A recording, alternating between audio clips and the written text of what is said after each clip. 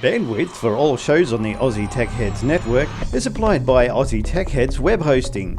For a fast, affordable and reliable Australian server with fantastic support, contact Aussie Tech Heads Web Hosting at aussietechheads.com.au. Aussie Tech Heads, Australia's best hosting service.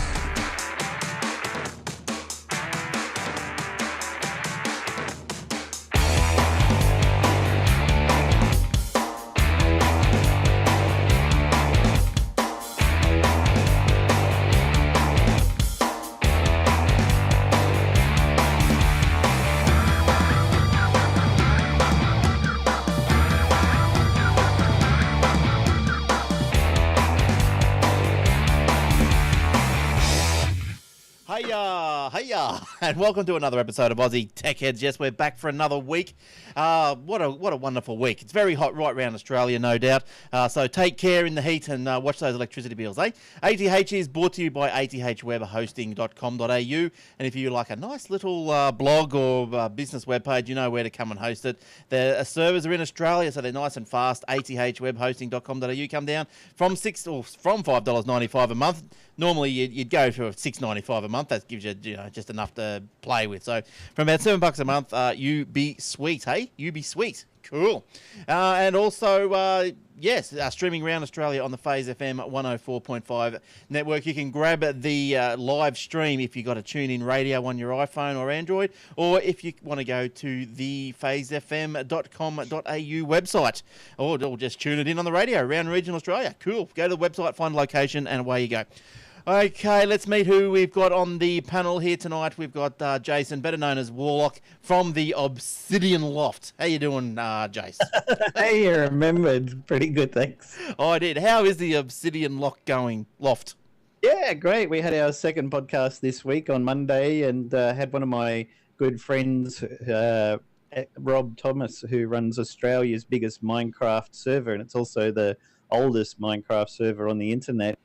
And had a nice interview with him and a little bit of a tour around his server, so that was really great. No, oh yeah, nice work. Now, where can we find the Obsidian Loft? Because it's episode 2, and it's all about Minecraft. Yep. And what do you guys do? What do you and Will do? Just play the game, and just chat about it? Well, we talk about news of any updates that have come out for the vanilla Minecraft. Then we talk about updates for a server derivative called Bucket. There's another one of that called Spigot, and then the Feed the Beast mod pack, which we run as well. We talk about any news updates for that. Then we give a bit of a tour around what we've been doing, talk about our adventures for the last week or so. Nice. And have a bit of a look around and maybe do some demonstrations of any updates and things like that. So right. Now, where can we find Obsidian Loft? Did you say that? www.obsidianloft.com. You can also watch us on YouTube at youtube.com/theobsidianloft. Or get us in iTunes or your favourite podcast app. Oh, good stuff. And also joining us tonight is Shane. Hi, Shane. How are you going tonight? Well, this week. I'm doing well. Been an interesting week. Lots and lots of job interviews. Hopefully one of them will come off. Good. Hopefully one of them will give me a job as well. What else have I been doing? I've relaunched or got stuck into... learning coding and all that kind of stuff, and I've been having a look at PHP. I've done a bit of coding in the past with HTML and JavaScript just with my uni courses or uni units, and looking at PHP. I've been listening and watching the videos that this guy in America produces. What's his name? Eli, the computer guy. He seems to know what he's talking about. He's more of an administrator. Is he the balding guy? Yeah, the bald guy with a beard, yeah. Yes, I've watched a few of his on Server 2012, and it's good. He's good. He's knowledgeable. He's good. Might have to get him for an interview then, maybe. Well, he's a smart cookie.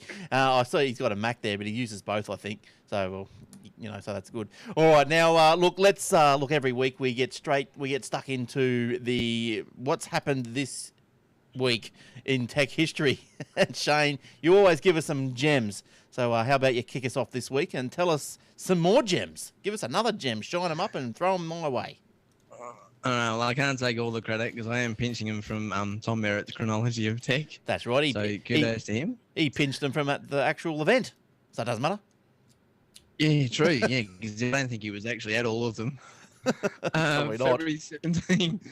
February 17, 2000, Microsoft released Windows 2000, the successor to Windows NT 4.0, the final Windows release to display the Windows NT designation. But I don't remember seeing Windows 2000 as Windows 2000 NT. Windows 2000? Yeah, does that sentence read that NT had the final NT designation, or is it saying that 2000 had the final Windows NT designation? Oh, I don't know. Whatever you want to make of it. Sorry, I've just It depends on where lost, you put the emphasis. yeah, I've just lost the I know, show that's what notes. he They've does just on the closed. So sorry. But keep going. Well, look, if you didn't I will. understand that, rewind. Next one. I'll motor on. Yes.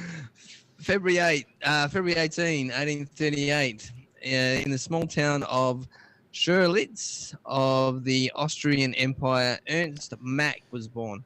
His work in aerodynamics and supersonic speeds led to the unit of measurement that bears his name. He would die one day after his birthday in 1916. So, Oh, geez. hence the terminology Mach 1, Mach 2, and so on. Oh, right. Oh, how's that? Dying one day after your birthday. We don't have long. Okay, and next one. Scrolling down a bit. February 20, 2004, Apple's first iPod Mini arrived in Apple retail stores and online. Sweet. It was the first size variation of the iPod. Yeah, nice. Well, now that's 2004, and now it looks like the iPod is on the way out. All right. Yes. Yeah, next one. February 21, 1937, Waldo Waterman flew the first test flight of the Aerobil and found the aircraft easier to fly and virtually spin and stall-proof. It is considered the first flying car to successfully fly. Well, And I thought, nah, that can't be right. That was 1937. So I actually found a picture of it. It's in the show notes if you want to somehow kind of show people, if you can. If they can see that. Oh, geez, what's going on? See, I try and do something tricky, and then everything goes crazy. There we go. Look, there we go. Oh, wow, look, it doesn't look like a car. It's got nothing. Doesn't look nothing like a car. It's a plane. The plane. Exactly. It's a plane. All right, good on him. When were the Wright brothers? They were early, around the turn of the century. 1903. Okay, right. All right, finish us off, please. Zane, take us from Waldo to... February 21, 1986, The Legend of Zelda, the first in the ongoing series, was released in Japan for Nintendo's Famicom console. Oh, wow, Legend of Zelda. I think I might have played that. Would I have played that on the Apple II? Maybe. That sounds familiar, doesn't it? The Legend of Zelda? Warlock, you been playing Legends of Zelda? You played that? No, I wasn't big into those games. I was more Commodore 64. Oh, right. Did you have a VIC-20? No consoles. I didn't get a console until I got to Xbox 360 over there, but I had... actually, I had a Nintendo Wii before that. No, my first computer was a VZ200 from Dick Smith, Ooh. made by Video Technology with ROM stolen from TRS-80. Oh, yeah. And then on to Commodore 64 and then IBM. Right, so you never had a games machine when you were a kid? No? We had a couple of little ones. There was one that had the paddles, and you could have car racing up the screen or a motorbike that went across the screen and then did a jump at the end. Oh, not Atari? Not Atari. Just some generic thing, I think it was. There was like $20 from Kmart. So Yeah. I got one, my cousin's got one. And before that, I had a black and white one that had Pong in different variations plus a light gun, which was pretty cool. Yeah, I think we had the Pong. I remember, must have been back around 1975.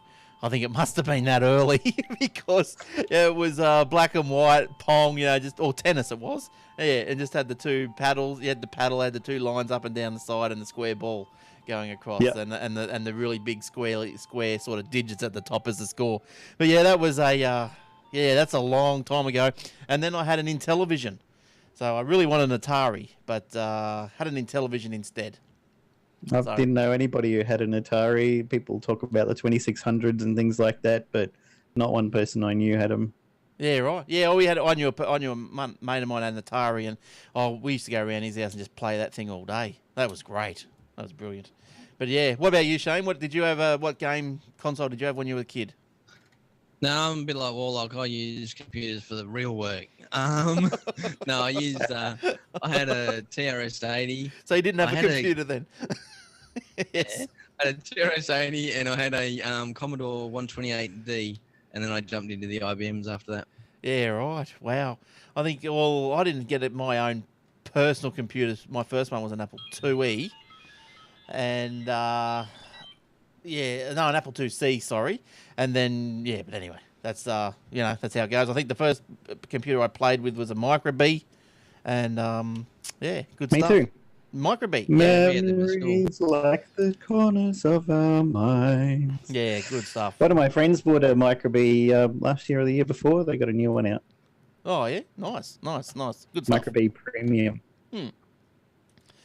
All right, we'll just stop there for a second. Save. It can't still be a green screen. Surely they've gone gooey. Can show. I just was talking to somebody about it recently, and they're like, "No, you're joshing me, aren't you?" And I'm like, "No, for real. They've got Premium Plus kit." Put the link. Oops. What's happening there? That the recording went funny. It's a bit delayed, and I don't like that. Is that your mobile going off, Glenn? It was phone, mobile, Everything. everything. And it makes you lose concentration. So thankfully, Yeah. we're at the 10 minutes. It's got dual Z80 microprocessors, 2 megs of RAM, original Micro B case, full keyboard, Ethernet port, everything. Now I'm just going to try. Something's happened with my PowerPoint. Sorry. So I'm just going to try and open up my PowerPoint. But you get the So has it got its own operating system, or is it a derivative of something else? Or I'm not sure about OS. I think it might be a Linux. Yeah, it says UC Linux and Z80 mode Micro B shell. Now I've got a question for you, actually. How's this? How's this for a question? Seeing that we're supposed to be tech heads around here, I want to know, and maybe PA in the lounge. I want to know, how can you tell what version of an operating system it is, say Windows? Is it 32 or 64 without booting it? Can't do it. You can't, or mate, you can't get anything out of it. You mean you just want to put it in another machine and look at the hard drive files and see a file in there that says 32-bit microprocessor or something? No, I'll tell you what. Or you want to turn the machine off, remove the hard drive, throw it in the bin, and go, I wonder what was on that. Yes, pretty much.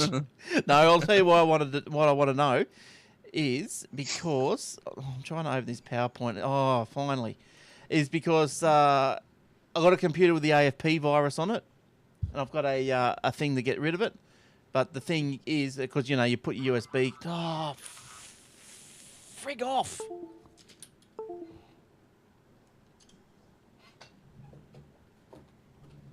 Right. Now, you put the USB in the side of it, and, because it boots up on the USB before it gets to the, Windows. But there's a 64 and a 32-bit version, depending on what Windows you got. But you can't boot the Windows because you get the AFP thing. 64-bit, I would say, because it can do 32-bit stuff anyway. But it shouldn't matter because the operating system running off the USB is going to be 32 or 64, and it should be irrelevant what the OS on the drive is. I guess maybe they're going for some sort of weird file structure, unless the 32-bit doesn't understand NTFS or something. But other than that, it doesn't really make sense. I've been lucky. I've been guessing correctly the last few times, because then I rebooted It doesn't matter. That's why you've been getting lucky, because they all work.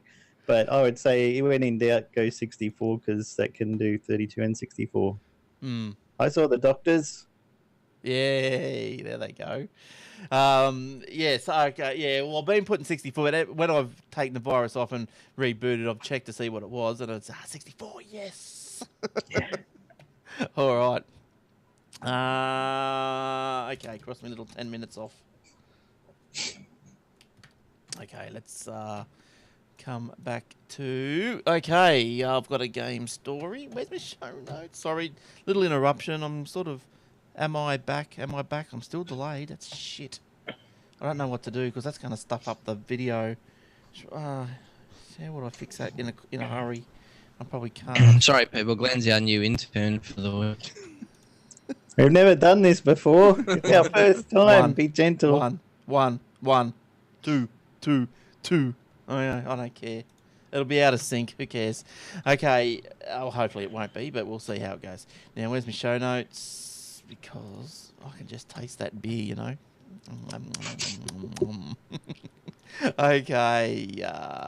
So if you drink now and you get really drunk, it wouldn't matter if it was out of sync or not. You wouldn't notice. No, maybe I should put that on the bottom of the YouTube to be watched drunk. That's a new Isn't rating. That how you watch all YouTube?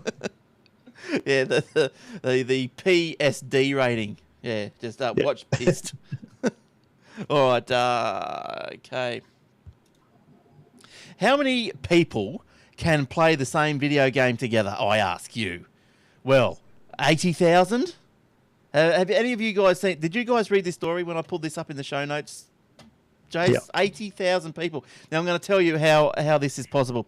With the help of social media robot, more than 80,000 people are currently trying to play Pokemon, a version of Pokemon Red Blue.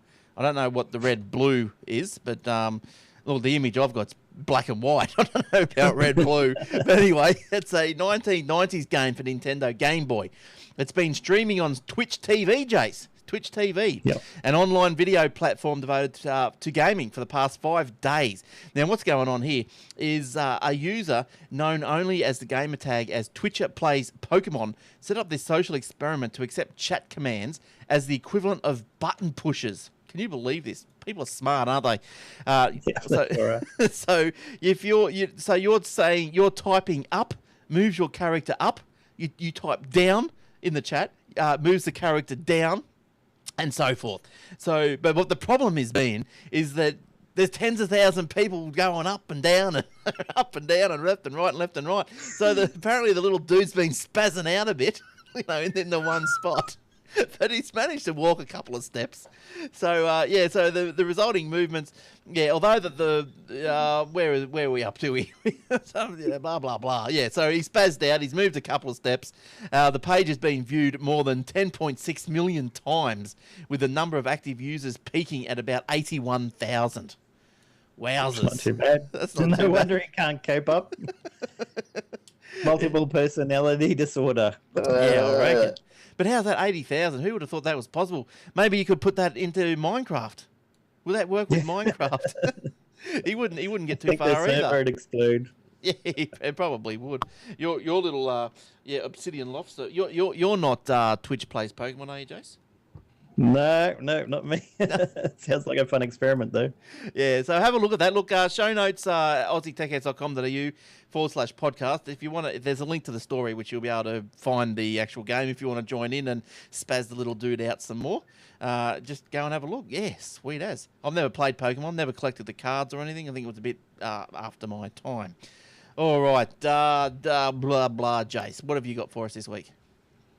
Well, the biggest announcement for this week is Facebook is going to buy WhatsApp for $19 billion. Oh, goodness. How about that? Facebook Incorporated will buy a fast-growing mobile messaging startup. Now, you remember they turned down $3 million just recently, $3 billion that somebody offered them recently, and everyone's going, "You idiots! You didn't take $3 billion. What's wrong with you?"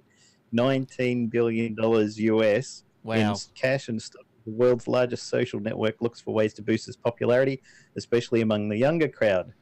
The acquisition of the hot messaging service with more than 450 million users around the world stunned many Silicon Valley observers with this lofty price tag.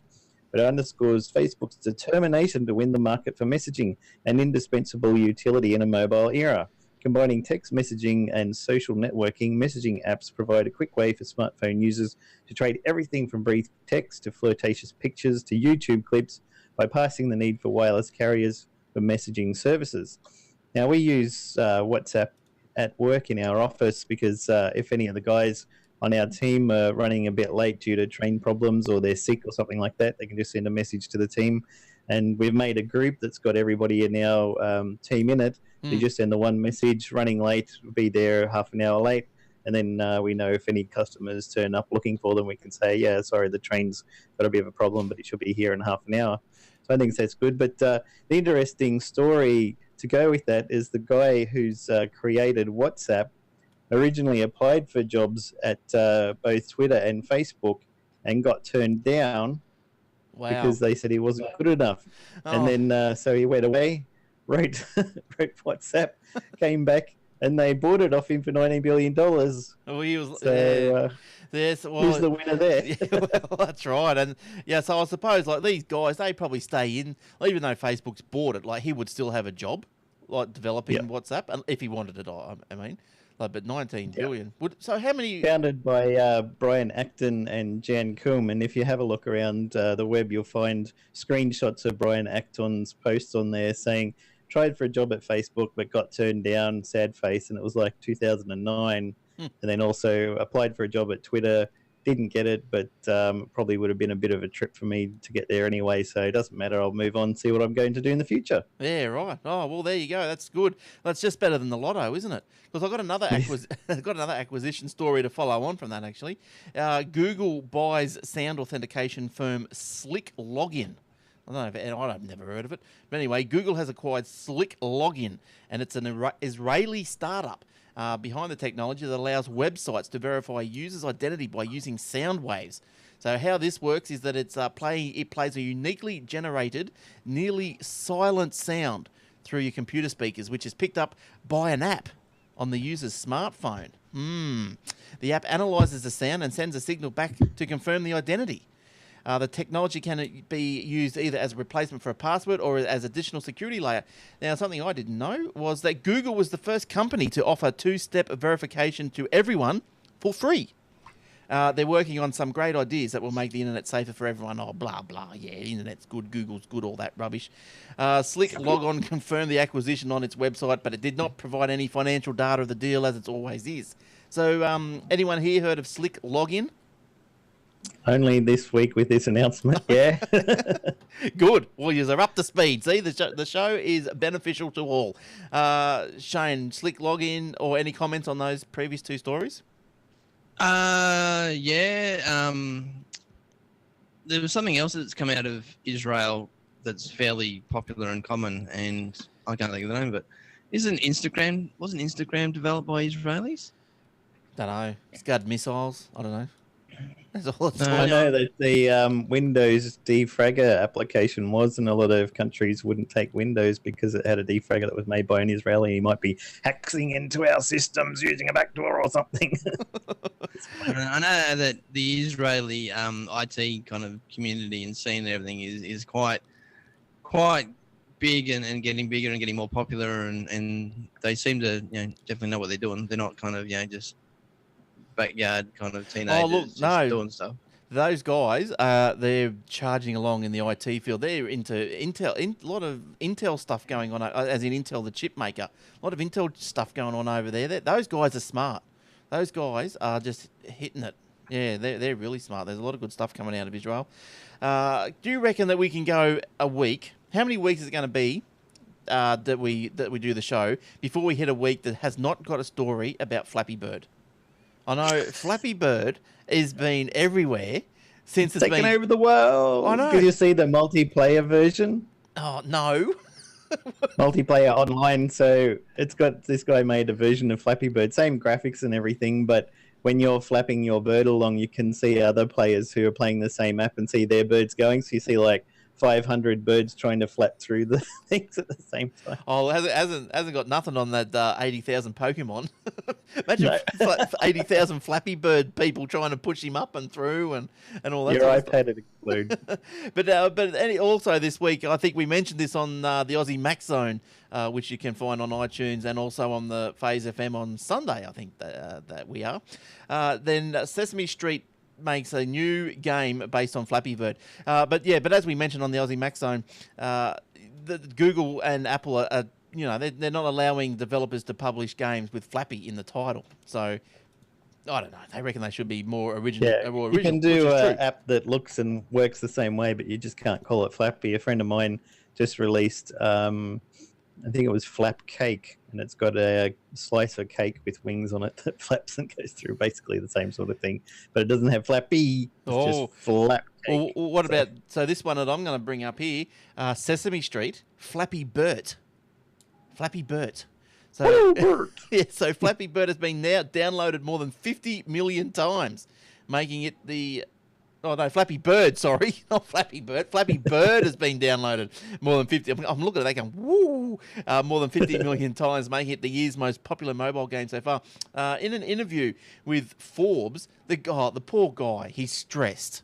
The poor guy, the 20-year-old stressed developer said that Flappy Bird was designed to play in a few minutes when you are relaxed, but it happened to become an addictive product. I think it become a problem. To solve that problem, it's best to take Flappy Bird down. He didn't have to play. Couldn't he turn his phone off? Take him down. Yeah. Yeah, couldn't he? He was making $50,000 a day from advertising revenue. Somebody extrapolated some numbers on the back of a napkin to say, we reckon that if he had been doing this kind of advertising with this network and sold as many copies of the app and enough people clicked on it, he could be making about 50,000 a day. But nobody knows for sure exactly what he was making. So, yeah, but yeah, he did say that he needed to pull it down because it was getting a bit much. Too much attention. Well, that's a good rumor, isn't it? 50 grand a day. So, like, yeah. How long was it up for? Does anyone know? A couple of weeks, or a month? Yeah, a couple of weeks. But there's also a lot of concern about the early reviews of it were almost exactly the same. First several hundred reviews, like he'd gone to a dodgy company and said, "Can you get me, a couple of hundred reviews? Here's a couple of grand," and then they use a bunch of bots on the internet, which is a option that some developers use to download your app and then auto post a review on it. Naughty. So they said, you have a look when it first came out, there was nothing. Then just before Christmas, there was like pasting like 20 reviews a day, which were almost exactly word for word the same until January, when suddenly it rose to the top through the ranks because it's got more views and more downloads. And then suddenly everyone's like, oh, I wonder what this is because it's in the top whatever. So they start downloading it, which, snowballs after there. Yeah, it hits the tipping point, and then babushka. And real people are downloading it. That'd be babushka. That'd be a good word to have in a song. Yeah. Okay. That's the next 10. Babushka, yay. Oh, babushka. You're cutting that, right? Babushka. Well, the video doesn't get cut. So sorry, PA. Not only will you be an idiot on the stream, it will be video as well. All right. What's new? Insanity. That's right. Oh yeah. What's new? What's news? Okay, so I've been an idiot on the internet since '92, so there's nothing new yet. Okay, now Shane, you got a couple of stories. Yeah, a couple. Okay, so I'm going to come back. I'm going to have a talk about the Aussie Tech Radio. And then I will... hang on, get that out of the way. I like having these breaks. I can get a little bit prepared. Aussie Tech... What is it? Aussie Tech... I'm going to play it. I'm going to show people how easy it is. Oh, I won't push enter because it'll start playing, won't it? Okay, put me back. Can you get enough tech shows? Oh, I don't think you can. If you're looking for more, you can go to aussietechradio.com. That's AUSSIE Tech, TECH, radio.com. And you can find some Shoutcast streaming 24/7. And it's got this show, Aussie Mac Zone, techwebcast.info. And there's also this week an interview with Jabba. So jump on the tech webcast.info or just listen in on the Aussie Tech radio.com and you can have a listen to those shows. They just repeat 24/7 for a week and new shows every Friday. So look, I'll show you how easy this is. You just go to your browser. It's easier on your phone. You just download a Shoutcast app, or I think even you can do it with the TuneIn app, I believe. So you go to your aussietechradio.com and you push enter, and look, it'll start streaming straight away from the web page. That's how good it is. Now, hang on, let's have a listen. Bandwidth for all shows on the Aussie got Tech an ad Heads first. network is applied by Aussie Tech Heads web Hang hosting. on, the show will start For in a fast, sec. affordable and reliable Australian server with fantastic support.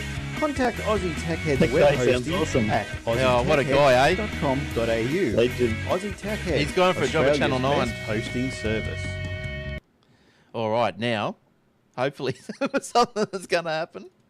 All right, now we are A couple playing. of weeks, we've had a bit of There we've we had a bit go. of Android news that we think it's about time that we cover. This I is- should stop you tonight. here because I think This you've is got to do the intro. About The all Ozdroid of it. podcast. You know, I think I did, but you can talk anyway because Dan has. And hello, Terence. So Yes, thank you. We don't know who any of those guys are, but if you want to, yeah, so there you go. That's how easy it is, aussietechradio.com. So just jump on there, shoutcast, or off the web, and it's easy. Instructions on there if you want.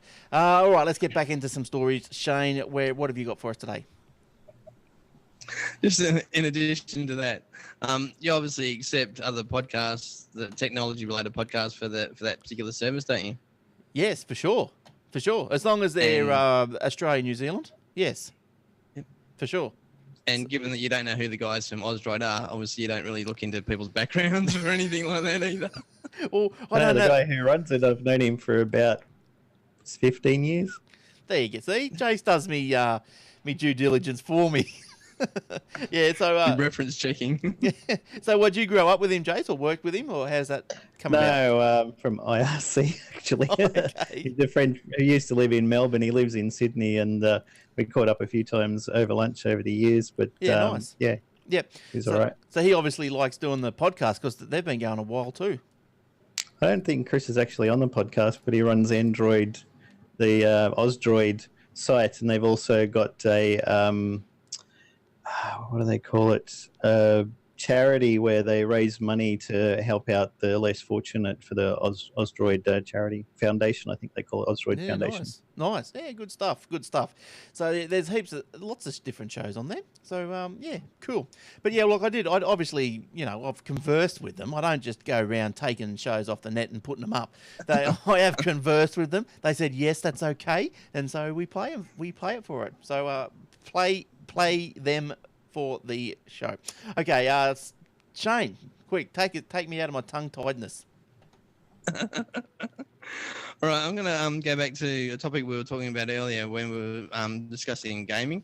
I found a story about the Valve and the Steam gaming service. The story goes on to sort of say that if you use Steam for your games, there's a chance that Valve anti-cheat system has been taking a look at all the websites you visit and sending a list back to its home base. No one knows why it's happening. There's a couple of kind of speculations and that, which I'll get to you later in the story. But I don't know if this is a company or a guy. It's SHG_NAKT, who claims to have found a suspicious little piece of code that appears to mine your DNS cache for a list of domains, hash them, and then send them back to Valve. You don't have to visit the site. Any query to the site, image or a redirect or a file or anything like that, will be added to the DNS cache. Entries into the cache remain until they expire. Usually only takes a day, and then they expire anyway. Steam and Valve could be collecting a list of hashed domains from users to check them against a list of domains that are widely known for supporting cheating and hacking. The issue is that I've got your disease. The issue is that it is going on in the background, and the list of the domains is attached to your Steam ID, making it identifiable. The way Valve appears to be hashing isn't good either. It's not really effective in the way that they're doing the hash. It goes on to say that you might not care if Valve knows what your favorite sites are, but if the US government comes knocking, then information isn't going to stay private for long. Valve hasn't made any comment on the situation yet. To counter the story, there was again, I don't know if this is a company or a guy, it must be a person, Redditor Drakia, he goes by the name of. He's gone on to say that I'm going to have to disagree with the assumptions made in this post. First, there's no proof that it's Steam actually doing it. This method does not send anything to Valve. He's had a look at this guy's a bit of a programmer and he reverse engineers a lot of code and that sort of thing. And that's how come he's come to these conclusions. Oh, yeah. There's no proof that it's from Steam. The method does not send anything to Valve. The method grabs the DNS cache and it just hashes the entries and then stores it. Valve could be doing a local scan of the list and comparing it to an internal list of known sheets or subscription services.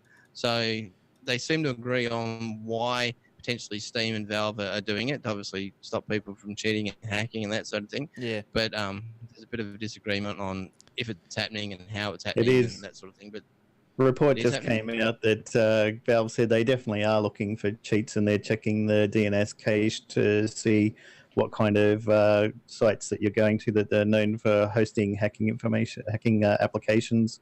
Well, I'll tell you another CEO or another person that's not happy, and it's our old friends over there at Blackberry. Now this is quite funny. Like, well, there's not a lot of Australian stories this week, and apologies for that. But there just wasn't much happening. I found it difficult. But I just pulled out sort of the funny ones. But the boss of Blackberry says he's outraged. He's outraged after T-Mobile in the US targeted his customers, offering them a free upgrade to an iPhone. So bring your Blackberries in and we'll give you an iPhone. Blackberry customers complained on social media. Oh, stuff is. T-Mobile apologised for any confusion, blah, blah, blah. Said it was happy to be a Blackberry partner. Yeah, well, yeah, right. Of course they'd have to say that, but they're offering to trade in your Blackberries. Blackberry was once a dominant player in the smartphone market, but lost ground to Apple, Samsung, and the like. And now, just a couple of quick little, one little stat. It launched a new model Blackberry in 2013 called the Z10, which it hoped would help revive its fortunes, but disappointing sales and poor financial results led to a company shake-up. So things aren't looking too good over there at the Blackberry Castle of Woe. Yeah, they tried to make up for it. The deal was that if you take any working BlackBerry handset to T-Mobile store, you got $200 off any phone, and they're pushing the iPhone.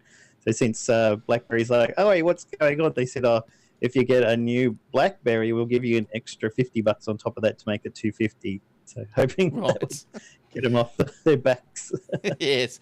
Oh well, look, who knows? But look, anyway, I'd go in. I'd take the iPhone any day if I had a BlackBerry. You could find a BlackBerry in the street these days. Take it in and upgrade. Good stuff. Dime a dozen. That's right. I'd take a feature phone over a BlackBerry these days. I'd take a Nokia 5110. Okay. They're all right. All right. The black ones, right? They're all black. They're awesome. Oh, that was 5010E. Was black. Oh, okay. Okay, so we'll come back with. Let me go. I'm going to put my little Facebook slides in here. Facebook. Anybody comes up with this story, I've got a counter story to go with it tonight. Or an update to your story. Mine, you confirmed it. Yeah. With a what? Or an update to it. Yeah. No, I don't know what you're talking about. But anyway. Well, I had an update to add on to Shane's one, and then I had an update about the BlackBerry story to add on to your one. Oh, you got an update? I did. That's what I was just saying. And you switched over to me. Oh, cool. Remember I said you get an extra $50 to try and make up for it because they were cranky. Cool. Okay. All right. Now, yeah, if you want to catch us on Facebook, why not? Why not? Facebook.com/Aussie Tech Heads. You want to catch us on YouTube.com/Aussie Tech Heads, or you catch the webpage, AussieTechHeads.com.au/podcast. Now, something interesting that you might have seen if you're really, you peer into the website every day and check it all out, is on the AussieMacZone.com.au. Michael, one of the hosts on the show, is also putting up a few little tidbit stories. Every day he goes out into the wild and he pulls back a couple of stories that have interested him. They're on the AussieMacZone.com.au webpage, just on that front page there, headlines, or you can click into tidbits and Apple News or something like that. You'll find it. But some Apple stories. But yeah, catch us on the Facebook, YouTube, and Twitter. The show is at Aussie Tech Heads. All right, who's next? Jace, what else have you got? Communications Minister Malcolm Turnbull has said he has achieved a first for the Australian government in delivering My Broadband. Sweet. At mybroadband.communications.gov.au, which is a new website that aims to provide information on the download speeds available across Australia. The website was launched today, accompanying a full report into Australian broadband quality and accessibility from the Department of Communications last year. My Broadband is similar to NBN Co's rollout tracker and allows users to put in their address and see what broadband is available in the area, be it ADSL, HFC or fibre, as well as 3G or 4G. It also provides an estimation of the available download speeds on those services. It will enable Australians to see how their neighbourhood rates in terms of internet connectivity, Turnbull told journalists in Sydney today, and everybody laughed and said, we already know how crappy it is in our area, but thanks for the proof. Sweet. Because seriously, I mean, it's okay if you're going to move to a new area and you want to say, oh, well, if I go there, am I going to get HFC, fibre, cable? Am I going to get really crappy ADSL at half a meg upload or something, download or something? So I guess you can check where the bad areas to keep away from is what I think this tool will be used for. So look, I'm just having a look at the web page here now. You put your address in there. So let's just go. You can even do just like a suburb, common New South Wales or whatever, and you don't have to narrow it right down to your own street. All right, so Put let's. Eric's address in. No, He's not here.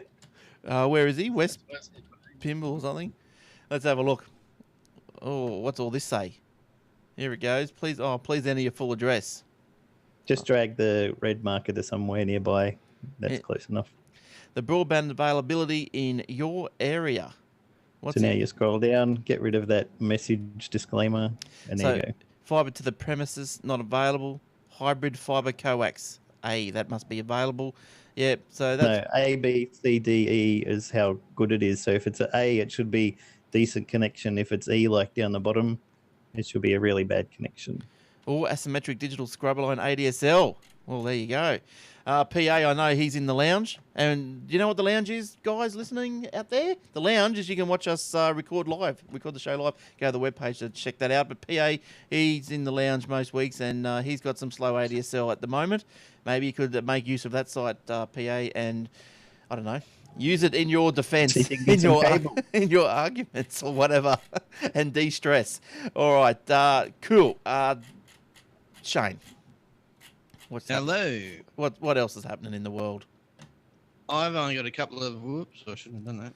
I've only got a couple of little stories. Yes. So, just give me a second where I go back to where I was.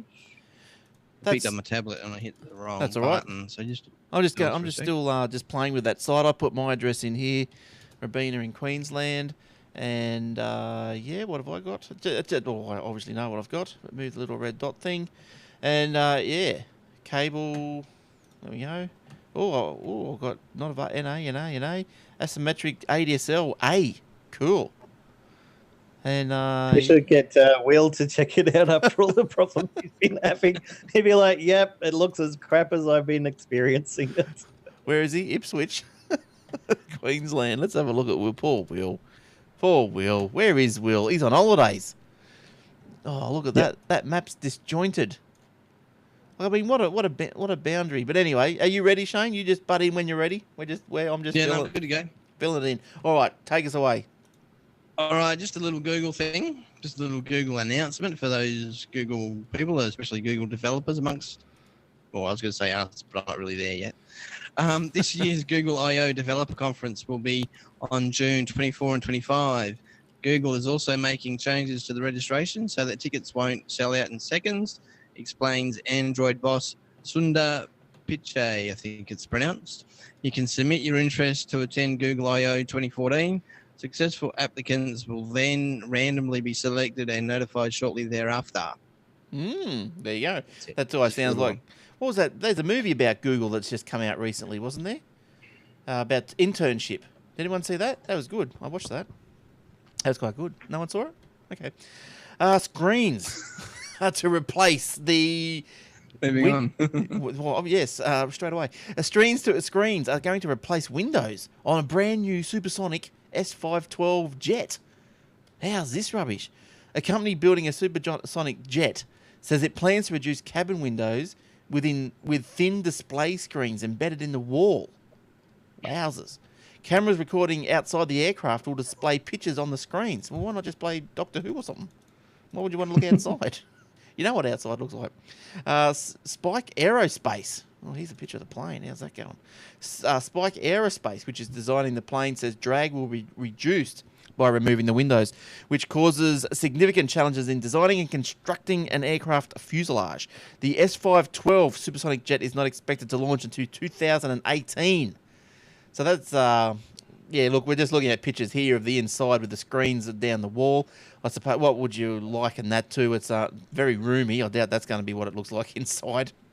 It looks like you sit at a restaurant, maybe on a revolving restaurant, and it's just a big glass window just wrapping sort of to one side of you, if that makes any sense. But anyway, if you want to know what it looks like, go to the show notes. Screens to replace windows on the S512 Supersonic Jet. Look, it's going to be pretty good. I'd like to see that. That'd be cool. That'd be cool. All right, Jace, what else you got for us, please? Well, we've been talking a lot about the new digital currencies like Bitcoin and Dogecoin, all based on a technology called Litecoin. Well, now you can buy hardware specifically designed to do all the calculations. For people who don't know, it's a new digital currency. It's only a few years old. Bitcoin is, and you can use it to purchase things. But the way you get it is to run an application on your computer, preferably on the graphics card, because it's got more grunt than the CPU these days. And it does really complex mathematics. And once it's crunched out the numbers, it sends the information upstream, and it can generate fractions of a Bitcoin these days. You used to be able to get a Bitcoin every now and then, but now it can take weeks. So you have to join a team to crunch out the numbers. But now they're making hardware specially designed to mine digital currencies like Litecoin. It's going on eBay for nearly double its retail price. Alpha Technology announced back in November that it would be one of the first firms to build commercially available ASIC mining devices for cryptocurrencies like Litecoin and Dogecoin, with releases due this year. Its Viper script miner, able to mine digital coins at previously unheard speeds, is now listed at $16,400 on eBay, despite not even being released. The company's website prices the device at £5,450 and says the hardware is coming soon, though it's already described as being out of stock after eager miners pre-ordered it. eBay user Rob Rubberman put his own pre-order device up on eBay this month with the message, "You're now looking at the fastest script mining rig available on the market. Nothing else comes even remotely close to it." So they're going all hardcore out for this Bitcoin stuff. Yeah, so why can't the creators of the script or whatever, the creators of Litecoin and stuff, what is the answer to the algorithm even just beyond their reach as well? Is it that like tight that there's no it's not really an answer to an algorithm. What they did was they created a finite number of coins and said we're never ever going to make any more than that, say 24 trillion coins or something. Right. But when people started mining at first, they're like, okay, because there's hardly anyone here, we'll let people get it easier. But the longer the time goes on, the more complex and the longer it takes to generate parts of a Bitcoin, and then you can do fractions of a Bitcoin and a fraction of a fraction of a fraction. And in fact, if you're buying and selling services, you could sell a service for like 1/1000th of a Bitcoin or something like that, depending on the value of your service, when the Bitcoins at the moment are somewhere between $600 and $700 US. So, if you're only doing a $300 job, it's half a Bitcoin. You're doing a $150 job, it's quarter of a Bitcoin, and you can chop it up like infinitely. Oh, really? So, okay, right. Oh, that's okay. So, yeah, okay. Because I know last week you spoke about the ATM, the Bitcoin ATM, apparently getting rolled out in the US. Yeah, so that's okay. Yeah, so that makes I understand it a bit more now. So I could say to you, well, Jace, for me doing this for you, I'm going to charge you like 1/60th of a Bitcoin. Yeah. So wow. And then I keep that in my digital wallet, which is on my computer. Nobody else gets access to it. And I use the internet to send it to your address. And you generate a Bitcoin wallet number, which identifies yours for depositing. So you give that to somebody else and say, pay me on this number, and you type it into your Bitcoin app and it'll pay it through the internet to your wallet. And you have to be careful to keep a copy of that, because if your hard drive dies, all your Bitcoin's gone, because they're not stored anywhere else except for the hard drive on your computer. Oh, wow. Will knows all about that. Yeah, poor Will. He had about 6, he reckoned, then lost his drive or something. Oh, dear. Poor Will. Poor Will. Are we having a break? Yes. Because I just had a look at that broadband webpage thingy. Yeah. How you doing? what's the theoretical download speed for ADSL? 24. Okay, because it says in my area, the estimated median, which means kind of like middle of the road, ADSL speed for your area is 22.69. He goes on to say, when you hover over it, some people might get faster, people might get slower. Depends on how close you are to exchange. Do you know how close your exchange is? I hang off of an exchange in a suburb called Bassendean, but I'm actually closer to another exchange that's in a different suburb. So I don't know why I go off the exchange. I go off. But How far are you from probably that exchange? I think I did check it. I think it was probably 7Ks or something.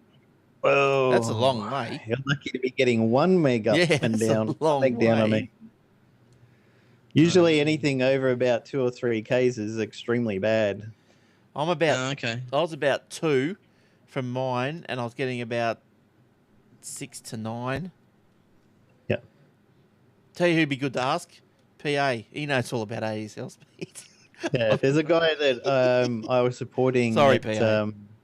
whatever company it is that I work at, supporting which other company.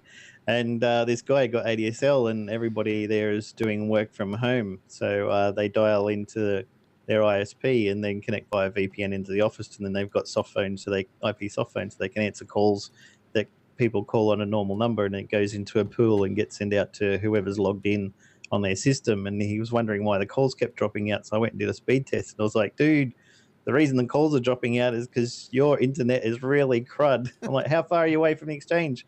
Oh, about 4 or 5 kilometers. I'm like, you're lucky you can even get a connection to the server, let alone keep it going during a phone call while your computer is there downloading hundreds of megs of updates, software updates, Windows updates, and all this in the background, and checking your email through Outlook and all this other stuff at the same time. That's right. Just can't cope. He's like, what's my solution?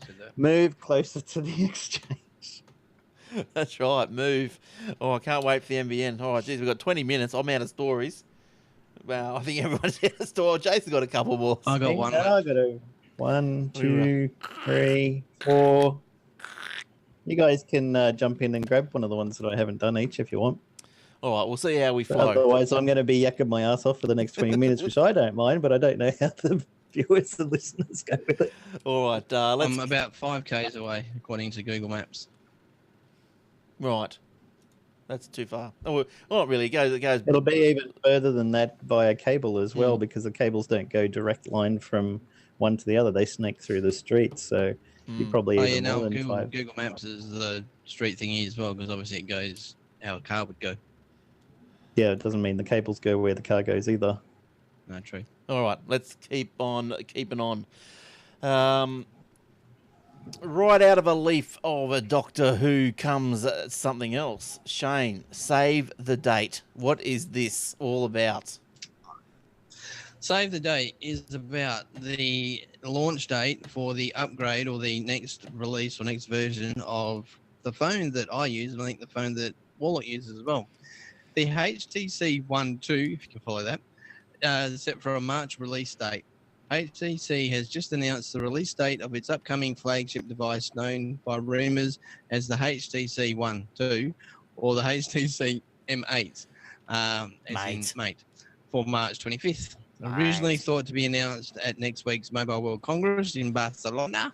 It seems that HTC's follow-up to its successful one has been delayed, allowing Samsung to get its Galaxy S5 out into consumer hands first.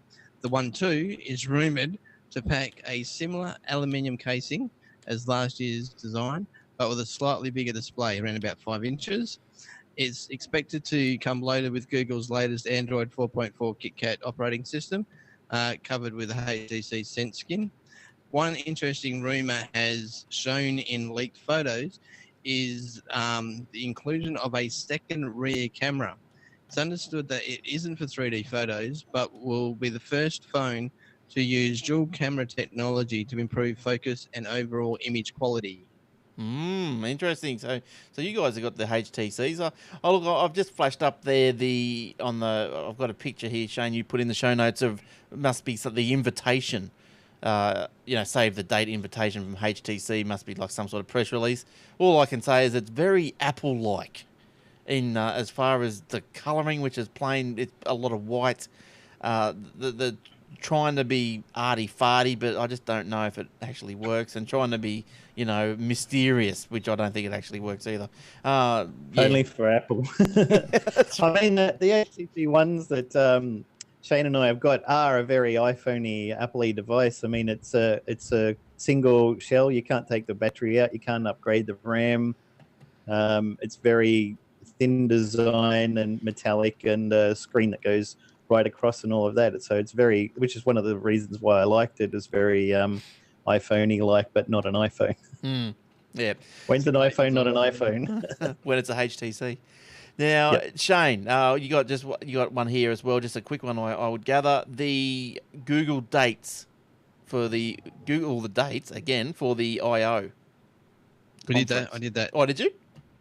Yeah. I thought you did. Okay, cool. Don't mind me. Yeah. All right. June 24 to 25. Oh, sorry, I was in rewind. And Jason, you can keep going. What else have you got? Yeah, Tony Abbott's going to sign with the Trans-Pacific Partnership. Abbott's government has been confirmed they're getting ready to crack down on internet freedom to comply with the TPP, including a 3 strikes provision that forces ISPs to monitor and police our activity online. Tony Abbott's trade minister is about to sign a secret global pact to allow corporations to sue the Australian government for billions just for passing laws to protect our health or environment. Secret meeting in Singapore is happening this week, and Tony Abbott wants us to believe the 12-country Trans-Pacific Partnership is all about getting a better deal for ordinary Australians, but the truth is that it could end up being one of the biggest corporate power grabs in a generation. Abbott and his cronies are refusing to make the deal public, making it hard to know what's in the TPP. The leaks so far indicate this is bad news, and this is why Tony Abbott wants us to stay confidential. He prefer to quietly sign away our rights without a big fuss. So there's actually a petition for that you can sign and say, get rid of the 3 strikes rule. Other countries try it, doesn't work, and it's just a great big pain for everybody. But I think, more importantly, there is as you go through that. Look, the 3 strikes rule, I suppose.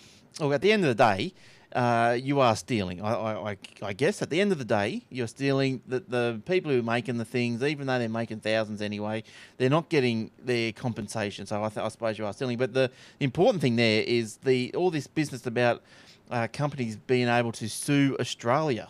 I think that's a more worrying thing. Because apparently it works something along the lines of, as far as what I gather, is that once we sign this treaty, then because we're in a free trade agreement with these other countries, then if we hamper the trade of such goods in this country, then the company located in a foreign country is able to sue us for not living up to the free trade agreement. And specific, and this could go on into the future as well. Yeah, and I suppose the company that comes to mind who's been pretty active with this is the cigarette companies. Now, apparently, because Philip Morris, I think they were in the US. They're situated in the US, and so they moved some operations to. We didn't have a free trade agreement with the US. They moved operations to Hong Kong, where we must have, to try and sneak in onto this Asia Pacific deal. So if they sneak, so they sneak into this Asia Pacific deal, then they'll be able to sue us. I think that's where that's sort of coming from, that sort of thing. But I mean, I don't know. You sign a treaty, can't you rip it up when if it doesn't go according to plan? Yeah, depends on what the clauses and the negatives that happen on doing so. Yeah, but who's gonna, what are they gonna do? Shoot you? What are they shoot a country? What are they gonna do? Well, we've got another 3.5 years of whatever the treaty is, and unless they kick them out, maybe they'll do a prime minister swap and go, we're not doing that anymore because Tony's not in there. Mm-hmm. But I don't think who would ever do that in Australia's history? Swap out the prime minister in the middle of the term? That's never going to happen. Oh, that's never going to happen again. It won't happen again. I don't think that was Anyway, it won't happen twice. Yeah, it's already happened a couple of times. That's right. Won't happen 3 times. There won't be a World War III. I mean, the Queen was responsible for one of them. The Queen bloody turfed one of them out. No, wasn't the Governor General? He was.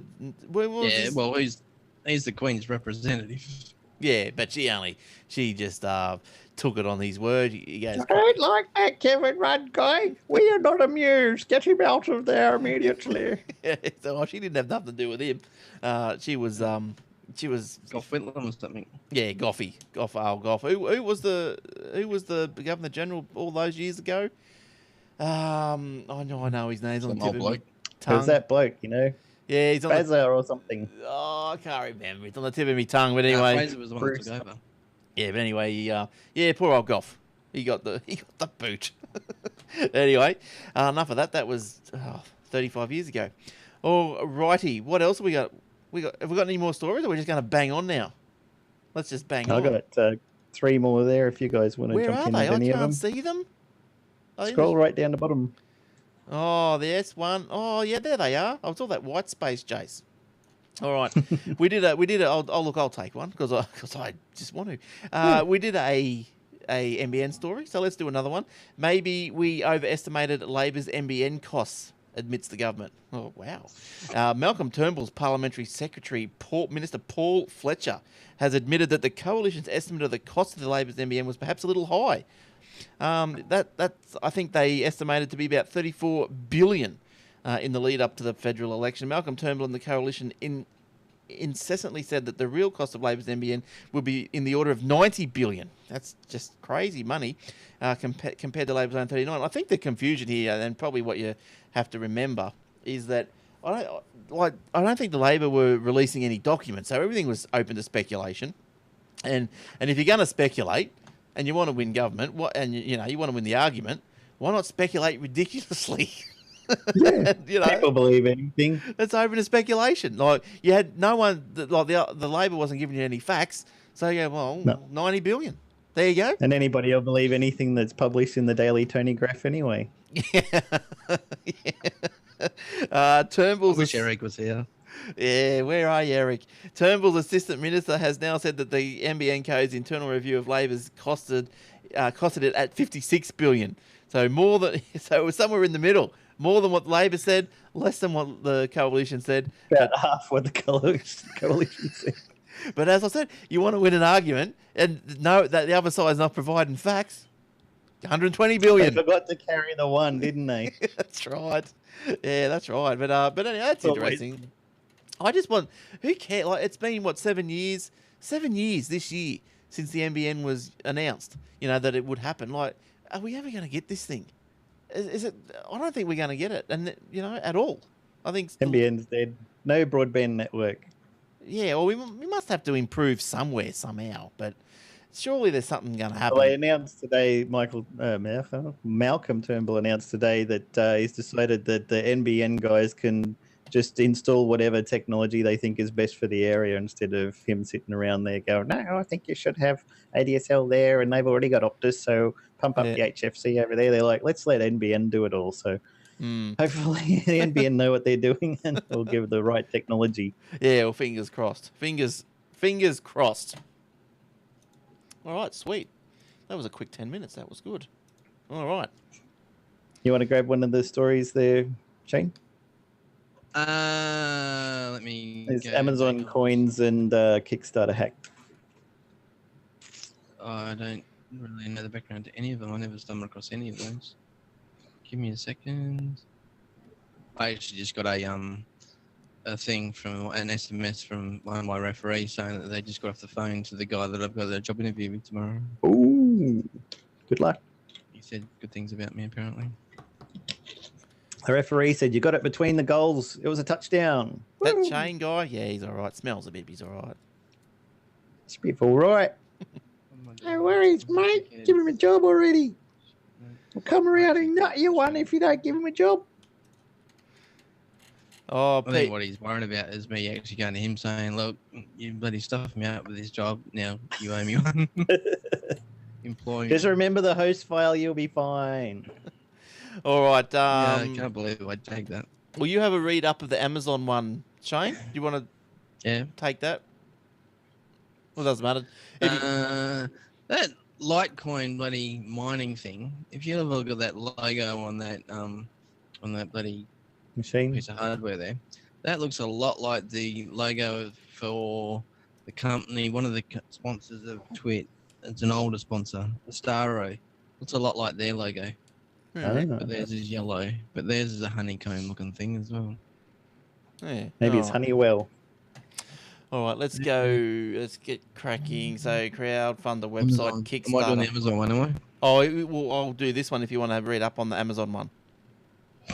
All right. So, well, me and Jace will just talk about this crowdfunder. Yeah, And- just talk slowly. Okay, don't stress out, Shane. That's right. Jace knows about So, it. okay, the pub's open still. All right. You ever heard of crowdfunding? Well, crowdfunding is where there's sites on the internet these days. You can jump on there. You got an idea, or you got a project. You can put it out there and see if you can get any money from the crowd, the general populace, if you like, and you can try and do it. And just, there's a thing up actually on the Gold Coast at Southport on March the 22nd. Is that a Saturday? Is that a Saturday? It's on a Saturday, March the 22nd. Let me have a look. I'll lose my mouse over 3 screens. March the 22nd is a Saturday. I was right. How's that?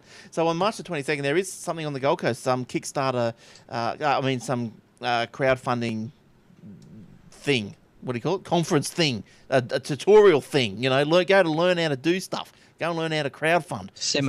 Seminar thing. That's it. So, I think you got to pledge $20 and you get a ticket for morning and afternoon session. So, if you're interested in crowdfunding, and you may be, I don't know, this next story probably doesn't really go too much about crowdfunding, but anyway, this next story is all about crowdfunding website Kickstarter hacked. Oh, God, what a mouthful. Kickstarter, the fundraising platform used by millions, and that's one of those websites, what I was talking about, has people to raise capital for creative projects, and businesses said on Saturday that hackers had gained access to some of its customers' data earlier this week, but that the breach had been repaired. There's a lot of that going around.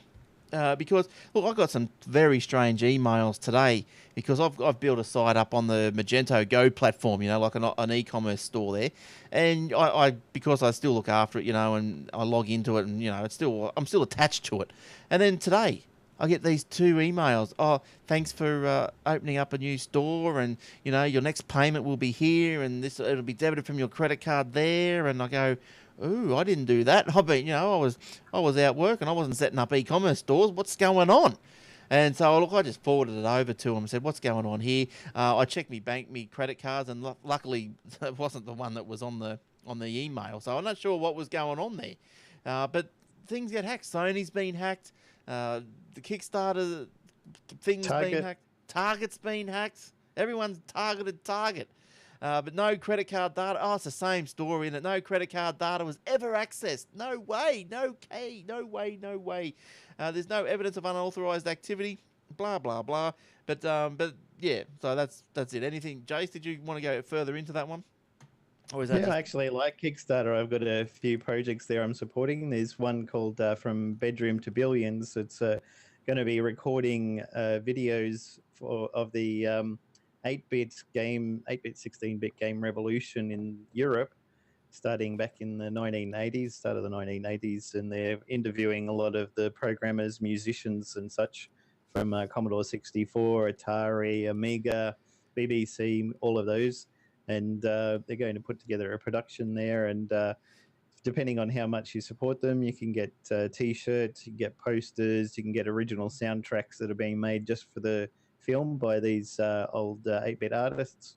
So I've got that one funded. There's another one from Hewson Company that was a popular Commodore 64 game company back in the time. They're making a book on what it was like making games back then. And also another one that I'm supporting is called Hello Ruby, which has a storybook about this girl called Ruby, and it teaches kids about computers, the internet, programming, that sort of thing in a kid-friendly way. Comes with a little workbook to help instruct the kids, but it's got a story about this girl called Ruby, which of course is a language called Ruby. That's where she got the idea from, and it just takes this girl on adventures through the world, but the things that she encounters and things she does is based on computer logic and things, but just sounds like a story to kids, and they don't know they're learning. Yeah, nice. Oh, that's all right. So tell me more about the movie interview documentary thing. So when you do crowdfund something, like you've tipped in, well, whatever, $20, whatever it might be. So you tip in some money, and do your pledge. Now, and the thing gets made in the case of a movie. Now, does that entitle you to any further benefits? Like, do you get a free rental or anything like that? Or it's just that well, the thanks movie that- is made in several formats. I've just paid for the digital format, so I'll be able to download it once it's released. And I'm Right. also getting the soundtracks that were created for the movie. But you could also pay extra money to get hard copies, DVD, Blu-ray copies of them if you wanted to archive it, which of course comes with extra footage that they didn't put in the actual movie. Right. They actually had Commodore 64s and Ataris and things that were signed by the people who made games back in the time. So you could get a Commodore 64 signed by Ben Daglish and Rob Hubbard, a couple of musicians. Yeah, nice. You could get an Atari that was signed by one of the Atari programmers and musicians. Pretty rare, but I didn't have the money for those, unfortunately. They would have been great perks. I'd love to have a Commodore 64 signed by Ben Daglish and Rob Hubbard. That'd be awesome. Yeah. I might start up an Aussie Tech Head crowdfund and I don't know. Yeah, well, you don't Sign a cup. take the money until you hit your goal. If you don't hit your goal, you don't get the money. So that way it encourages you to market yourself a lot more. There's places like Indiegogo where you say pledge $50, and then when it times out, if you didn't get all the amount that you wanted, say you're after 10 grand or something, you only got 5 grand where you can take the money and run with that one. Okay, so even though is the money held in escrow, or the pledges are not required to be made until the target's been hit? That's right, for Kickstarter, yeah. So that was how Pebble was originally funded, was through Kickstarter. It was their biggest funded project. Yeah, right. Okay, so you could have it. It's a pledge, like a donation, I suppose, of sorts. So then, but you could have renegers. That'd be on the cards. Yeah. Right. All right. Cool. Thanks, Jace. Now, Shane, I think we've got a quick little one to finish off the show with, and it's all to do about Amazons or something. What is it about? Yes, Amazon are into coins as well, like Bitcoin and a whole bunch of other people. Everyone's doing digital currency these days. Ooh. Amazon Coins, the virtual currency introduced by the e-commerce giant last spring, are now available on Android devices, including both smartphones and tablets, in the US, UK, and Germany. This is the first time coins have been offered outside the Kindle Fire tablets, which is where they first were launched. The goal of the coins to date has been multifold: to encourage developers to build for the Amazon Kindle platform, to reduce the sticker shock of paying for the things in dollars, something that Android users seem especially sensitive to in comparison with other iOS counterparts, and to increase the revenue generating opportunities for both developers and Amazon.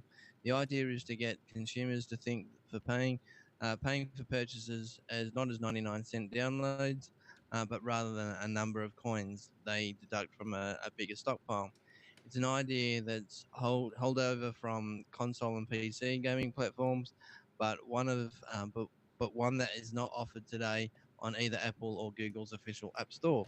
Customers can earn coins by shopping for either apps from Amazon's App Store, earning achievements in select titles. Currently over 3,800 apps are listed, and they can buy them directly at a 10% discount. The more coins you buy, the larger the discount, which encourages users to purchase the currency in bigger quantities. 100 coins are worth $1. Oh, no, Coins can be No, keep I going. think it's just like Microsoft points, which is interesting that they're going this way because Microsoft just gone away from Microsoft Yes. points and back to normal money. So it didn't work for them, and so I don't know. I think they're trying to disassociate the value of things so that you don't say, "Oh, I'm spending $5 on this game." Instead, you're spending 500 coins, which is essentially the same thing, but they're hoping you'll disassociate in your brain and just buy lots of Amazon stuff. Look, something everyone's getting in the coins, as Shane was saying. We've got Bitcoins, Litecoins, Amazon coins. I'll tell you another coin that you're going to have to go and get it. Hey, I've just looked it up on the internet and I'll show you right now. It's the Doctor Who coins, straight out of New Zealand. Now, there's heaps of them there. Look at them all. Every single doctor in a coin. How good's that, eh? So I think Australia put out a coin as well for the 50th anniversary, but it was too dear. It's like $600, and it was gold though. But look, let's give you an idea of how much these are, because I don't know. This is the first time I've looked at this site here as well. We're at if you just Google Doctor Who New Zealand coins, I'm sure you're going to find it. Let's go. Who's my favourite? Let's go. Tom Baker. Where is Tom Baker? He's not there. No. Oh, he might be out here. You might need to scroll him. Yeah, I need to scroll him. So find out more. We'll find out more. How much are they? $64 Australian. Oh, that's not out of reach. Oh, plus $70. Oh, $70. What's this? Plus shipping. Oh, $70 New Zealand. Okay, $64 Australian. That's not. Oh, you got Davros in the background there. Geez, that's not bad, eh? That's nice. That's nice. Look at this about the design. It's Why'd you have to tell me this for? My bank account's going to be drained. Oh, now look. I think let's have a look at the gold nugget of a coin here, because there's a 1 ounce gold Doctor Who coin. Okay, 1 ounce. What do you reckon? What's an ounce of gold worth these days? That must be up around 200. 200, isn't it? Like I 800? said a few hundred. Let's have a look. Like 200. Opening up. Oh, $2,815. Whoa. Wowzers. Doctor Who. Oh, that's the anniversary coin. Wowzers. But there you go, hey? Oh, look at that. If I had $64.62, I'd buy one. There's Doctor Who 50th anniversary. There's Monsters and Daleks. All the Oh, there's a little, like a fob watch full of them. Is that the whole lot? Is it the whole set? Oh, Jace, $645. Bargain. There you go. And what does that include? Is that everything? 11. Oh, that's 11 ounces. But that's all of them. Except the gold one, of course. 1, 2, 3, 4, 5, 6, 7, 8, 9, 10, 11, 12. Oh, it must be a new one. Capaldi's not in there, is he? All right. No. But we digress. Well, there's a Dalek one. How much is a Dalek one? Oh, 64, 62, the same. How good are they, Jace? If you get one, could you buy me one? Okay. Good present for my daughter. Yeah, how good are they, eh? $64. Sweet Don't ass. spend it all in one place. All right, well, on that, I'm out to buy one. We're ending the show right this minute.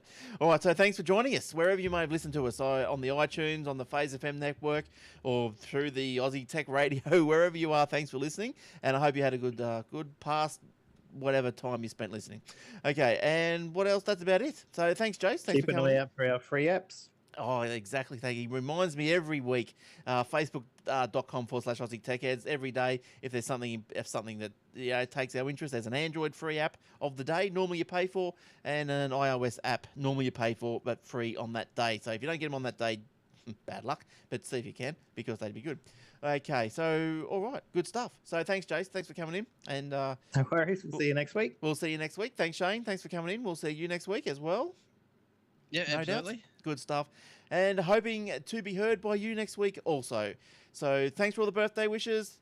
Bye-bye from us. Ta-da.